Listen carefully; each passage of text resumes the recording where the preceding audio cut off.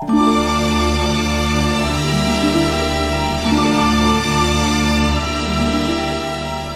NHK world Japan کی Urdu service ہے۔ ہماری یہ نشریات short wave, medium wave, satellite اور انٹرنیٹ پر سنی جا سکتی ہیں۔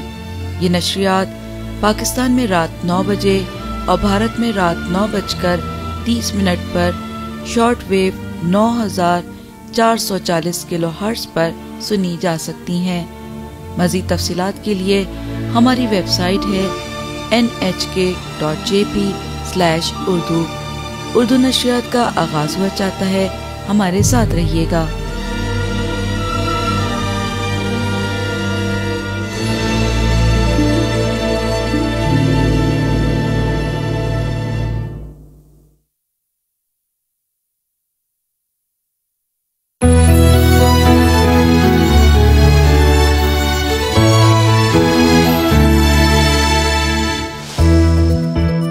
سامعین السلام علیکم۔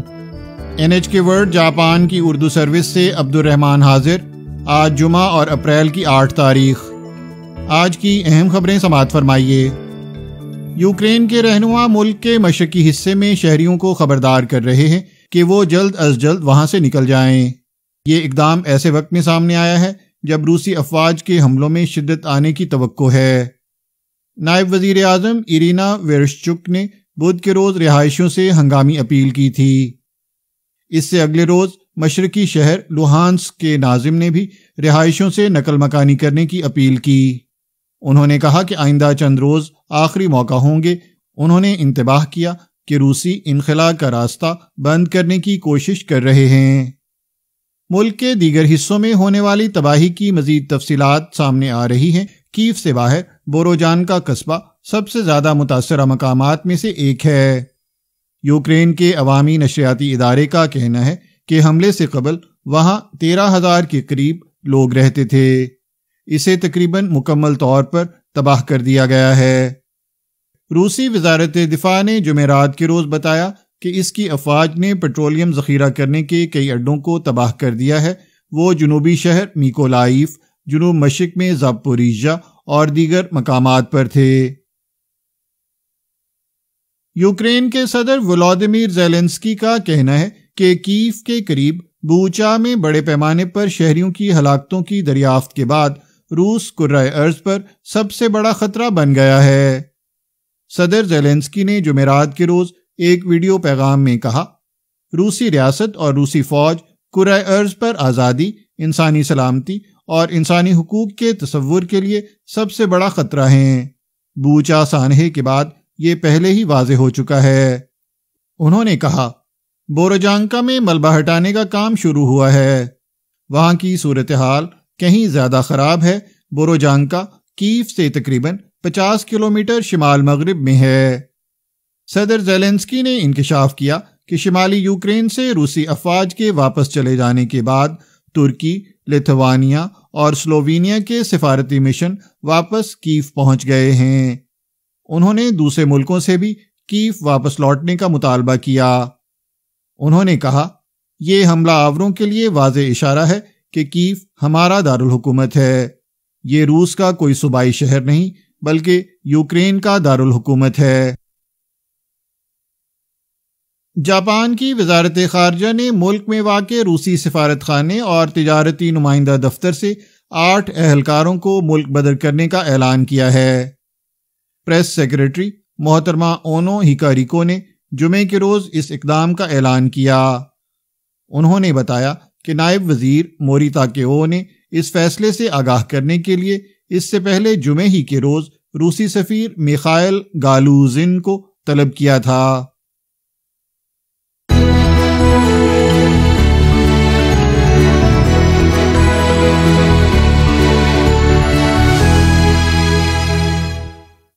یہ خبریں آپ NHK ورلڈ جاپان کی اردو سروس سے سن رہے ہیں، اور اب پیش خدمت ہیں آج کی باقی خبریں۔ مغربی یوکرین میں لیویو شہر کے ناظم نے بین الاقوامی برادری پر زور دیا ہے کہ وہ روسی فوج کے حملوں کا نشانہ بننے والے علاقوں سے راہ فرار اختیار کر کے آنے والوں کی بڑھتی ہوئی تعداد کے لیے مدد میں اضافہ کرے۔ شہر کے ناظم آنڈری سادووی نے جمعرات کے روز NHK کو انٹرویو دیتے ہوئے کہا کہ شہر اب 2 لاکھ پناہ گزینوں کی میزبانی کر رہا ہے۔ انہوں نے کہا کہ آج جمعرات کے روز دونیتسک کے 2 مقامات سلاوینسک اور کراماتورسک سے 3000 افراد انخلا کر کے آئے ہیں۔ جناب سادووی نے کہا کہ شہر نے پناہ گزینوں کو رہائش فراہم کرنے کے لیے اسکولوں، تھیٹروں اور جمز کی تعمیر نو کی ہے۔ انہوں نے مزید کہا کہ ہزاروں شہری بھی اپنے اپنے گھروں میں پناہ گزینوں کی میزبانی کر رہے ہیں۔ انہوں نے بتایا کہ خوراک، ملبوسات اور طبی سامان مہیا کرنا بہت مشکل ہو گیا ہے۔ ناظم نے کہا، بوچا قتل عام کوئی معمولی بات نہیں ہے، لیکن یہ کہ ماریوپول میں صورتحال زیادہ مشکل ہے۔ انہوں نے کہا کہ ان کے خیال میں روسی حملہ آوروں کے ہاتھوں 5 سے 6,000 افراد ہلاک ہوئے ہیں۔ جناب سادووی نے کہا، مجھے نہیں معلوم کہ روس کے میزائلوں کا اگلا نشانہ کہاں ہے۔ ان کے بیان سے اندیا ملتا ہے کہ ان مغربی شہروں میں مزید حملے ہو سکتے ہیں جنہیں مشرقی اور جنوبی شہروں کی نسبت کم نشانہ بنایا گیا ہے۔ آزاد روسی اخبار نووایا گازیٹا کا کہنا ہے کہ اس کے مدیر اعلیٰ دومیتری مراتوف پر سلیپر ٹرین میں بظاہر پینٹ پھینکا گیا ہے۔ انہیں گزشتہ سال کے نوبل امن انعام سے نوازا گیا تھا۔ سوشل میڈیا پر جمعرات کے روز پوسٹ کی گئی ایک تصویر میں جناب مراتوف کا سر اور سینہ سرخ مائع سے لتھڑا ہوا دکھایا گیا ہے۔ ایک اور تصویر میں سلیپر ٹرین کے ایک ڈبے کی میز، کھڑکی اور تکیے پر پھیلا ہوا سرخ مائع دیکھا جا سکتا ہے۔ جناب مراتوف نے کہا کہ ان پر آئل پینٹ پھینکا گیا ہے اور ان کی آنکھیں بری طرح متاثر ہوئی ہیں۔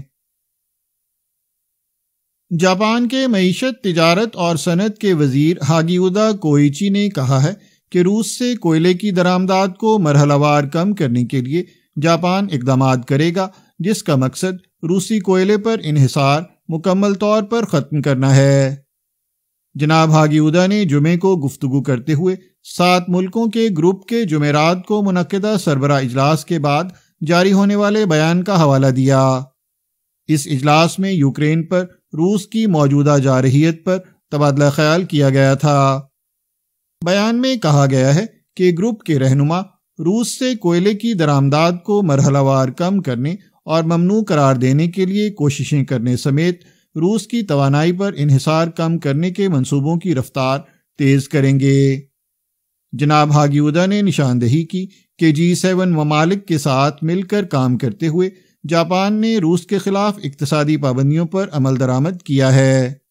تاہم انہوں نے یہ بھی کہا کہ G7 ملکوں کی توانائی کی ضروریات الگ الگ نوعیت کی ہیں۔ انہوں نے کہا کہ جاپان روسی کوئلے کی درآمدات کم کرتے ہوئے متبادل ذرائع تلاش کرنے پر کام کرے گا۔ اور اب آخر میں آج کی اہم خبر ایک بار پھر سن لیجئے۔ یوکرین کے رہنما ملک کے مشرقی حصے میں شہریوں کو خبردار کر رہے ہیں کہ وہ جلد از جلد وہاں سے نکل جائیں۔ یہ اقدام ایسے وقت میں سامنے آیا ہے جب روسی افواج کے حملوں میں شدت آنے کی توقع ہے۔ نائب وزیر اعظم ایرینا ویرشچک نے بدھ کے روز رہائشیوں سے ہنگامی اپیل کی تھی۔ اس سے اگلے روز مشرقی شہر لوہانسک کے ناظم نے بھی رہائشیوں سے نقل مکانی کرنے کی اپیل کی۔